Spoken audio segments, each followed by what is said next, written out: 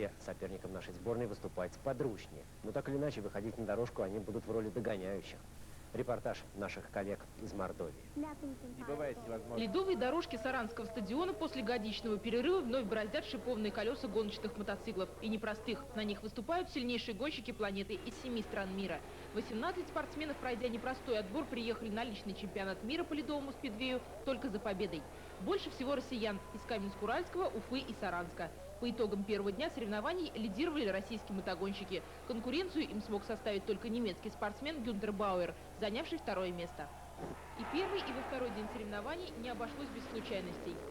Неотъемлемая часть каждого гоночного мотоцикла – его шипы, но даже и они иногда не спасают гонщика от падений.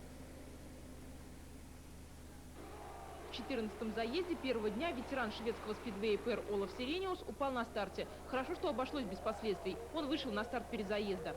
На следующий день сразу два падения. В 7-м заезде Харальд Симон, заменивший Клотовского. В 8-м Владимир Лумпов, которого с трека увезли на скорой. В финальном заезде второго дня чемпионата мира на старте только российские гонщики. Первым финишировал Николай Красников. Просто стоит передо мной цель.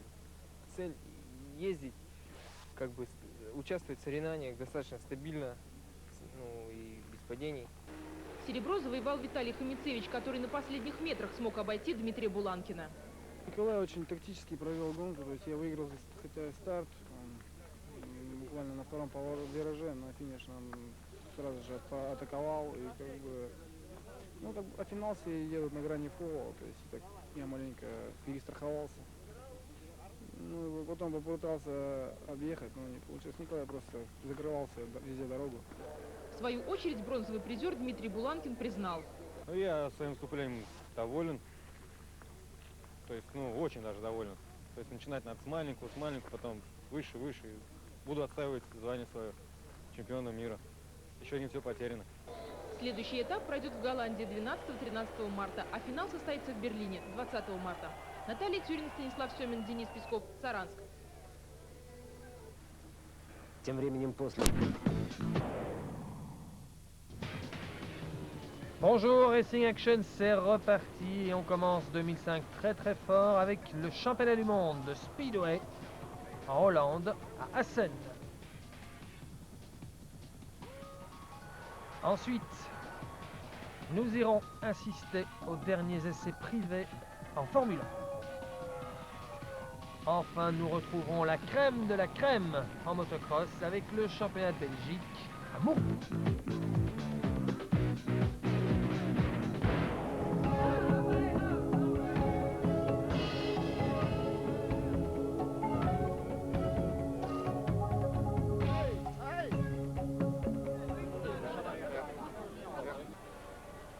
Nous voici donc dans le nord de la Hollande, à Assen. Alors Assen, les passionnés de moto connaissent, avec le championnat du monde de vitesse pure, le MotoGP et bien sûr le championnat du monde de Superbike. Assen, c'est un temple de la moto et il accueille cette année la Coupe du monde de Speedway, course de moto sur glace. Pas de Français au départ, beaucoup de Scandinaves, des Russes, des Suédois, des Finlandais, des Autrichiens, des Allemands, des Tchèques et également un Hollandais. Présentation des pilotes, on va dire très agricole, avec 16 pilotes qui vont rouler chacun 5 fois, 20 manches au total, avant d'arriver à la grande finale.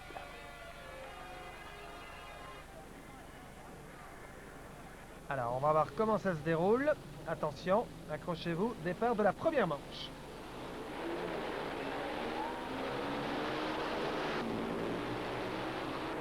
Alors, suivez bien le casque jaune, c'est l'Autrichien Franz Zorn. C'est l'un des grands favoris, vous l'avez vu à l'intérieur, il est repassé en tête. Et voilà, c'est lui qui décroche la première victoire ici à Assen.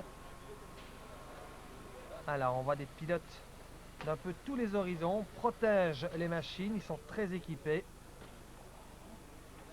Beaucoup de Russes, c'est une tradition le speedway. Tradition également chez les Scandinaves, avec des protections un peu particulières. Il vaut mieux se protéger quand on voit ces clous. Regardez les clous sur les pneumatiques. Ja, een beetje wel, een beetje niet. We zijn thuis. En, Et voici Toinstra, le Hollandais, qui nous explique qu'il est dans son jardin, que ça va pas être très facile, mais qu'il espère faire de son mieux. Est-ce qu'il a des chances face aux spécialistes? Il ne sait pas trop. C'est son premier Grand Prix en fait et il espère prendre le maximum de points. Alors, on retrouve une autre manche qualificative avec Toinstra cette fois qui a complètement loupé son départ, casque jaune, c'est le moins qu'on puisse dire. Et il se retrouve derrière Krasnikov, Boulakin et Komichevich. Et c'est Boulakin, Dimitri Boulakin, le russe, qui va s'imposer dans cette autre manche qualificative.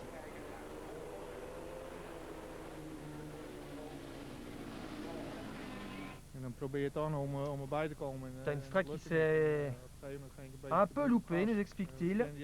En fait, l'arrière bougeait beaucoup et quand il est rentré au paddock, il s'est rendu compte que c'était l'amortisseur qui était cassé. Pendant ce temps, eh bien, il faut refaire la piste. Et oui, avec d'aussi grands clous sur les pneumatiques, eh bien, la piste souffre énormément. Il fait très froid dans les paddocks également.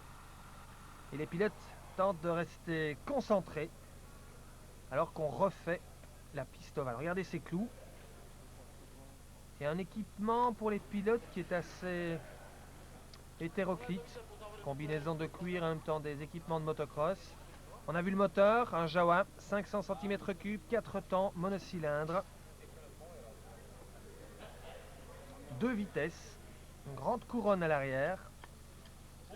Pression maximum dans les pneumatiques pour que le pneumatique pointe et donc que les clous accrochent le mieux possible dans la glace. Et on est reparti pour une nouvelle manche qualificative avec Franz Zorn, l'Autrichien, qui va prendre le meilleur départ. Regardez.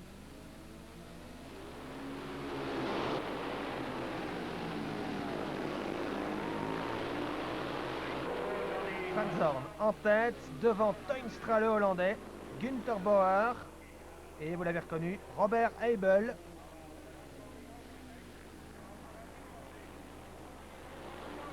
Grosse attaque là. Zorn creuse l'écart et derrière, Toinstra est en bagarre avec Heibel pour la deuxième place.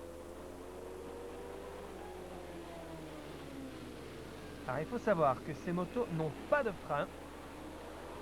Regardez, Zorn, la poignée soudée dans le coin et il joue uniquement sur le frein moteur en relâchant les gaz. Victoire donc de Franz Zorn, le voici. First places and A été soufflé. 3 races I have for the A final. I hope so. Et il nous explique que bon, c'est important de gagner pour arriver en finale It's A. very hard. Now comes the Ce Russian sera race. dur de gagner la finale. Yeah, I try my best and Je vais faire de mon mieux, I hope so. j'espère. Ah, il est essoufflé, hein. Apparemment, c'est très physique.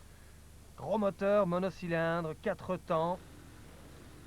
Ça accélère fort, ça ralentit très fort également. Énormément d'inertie dans ces vieux monocylindres tchèques, moteur Jawa. Les pilotes se préparent. Attention, une nouvelle manche. La ficelle s'abaisse, ou se relève plutôt, et c'est parti. Avec... Ouh là là là là là là, voilà, ça c'est le problème. Regardez bien, l'arrière décroche et raccroche. Gros crash là pour Dimitri Boulakin et Denil Ivanov qui n'a pu l'éviter. Heureusement, plus de peur que de mal pour nos deux rois du speedway. Course est bien sûr interrompue. Les pilotes n'ont rien, sont solides. Les motos sont ramenées avec un tracteur original. Regardez la roue arrière. Impeccable pour les publicités, fallait y penser. croire qu'ils sont tombés exprès pour l'annonceur. On rechauffe la salle et c'est reparti. La piste a bien sûr souffert. Et ce qu'il y a de plus fou, c'est que Danil Ivanov, qui était impliqué dans la chute il y a quelques instants, eh bien, il va repartir et gagner sa manche qualificative. 16 pilotes sont donc au départ de ce Grand Prix de Hollande de Speedway.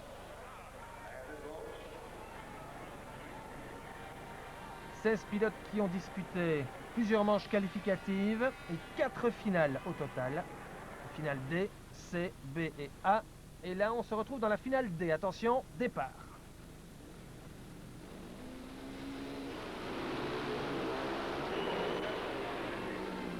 Avec le meilleur départ pour Markus Skabraut, qui devance Antonin Klatowski. Johnny Tuinstra, le Hollandais, il est en orange. Et Harald Simon. Tuinstra qui est surmotivé devant son public. Là, il se retrouve dernier. Grosse bagarre. En fait, c'est pas joué. Regardez-le à l'extérieur.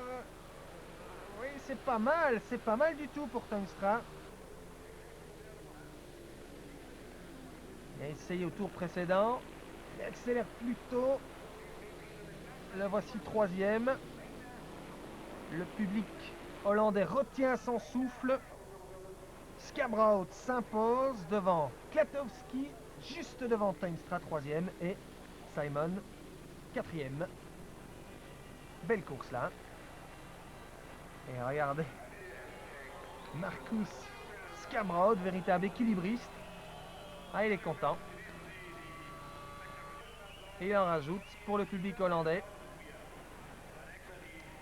Nous voici à présent au départ de la finale A, la grande finale. Gauche. Zorn. Attention. C'est parti. Avec le meilleur départ en wheeling pour Zorn. Il vire à l'intérieur. Devant Boulankin. Nikolai Krasnikov. Et regardez, hein. Regardez le poignet droit de l'Autrichien Zorn. Il est complètement vissé. Regardez, hop, relâche. Pas de frein, frein moteur uniquement. Couche la moto, des motos qui sont étudiées d'un point de vue géométrie pour virer uniquement à gauche. L'inclinaison des clous est également étudiée pour le châssis. Le départ se fait en première vitesse et ensuite la boîte passe automatiquement en deuxième. Ensuite il ne change plus de vitesse. Regardez, Zorn il est inquiété là. Il est inquiété. Toujours en tête, mais il commence à avoir la pression de Boulankin. Et voilà, oh là! Eh bien voilà, c'est la mafia russe. Maximum respect, hein. Qui va s'imposer. Et le pauvre Zorn compte les hirondelles. Gros crash pour l'Autrichien. Qui voit rouge, il y a de quoi. Ça fait marrer les Scandinaves. N'empêche, ce sont les Russes qui trustent les 3 premières places du podium. La victoire de Boulankin devant Krasnikov et Komicevic.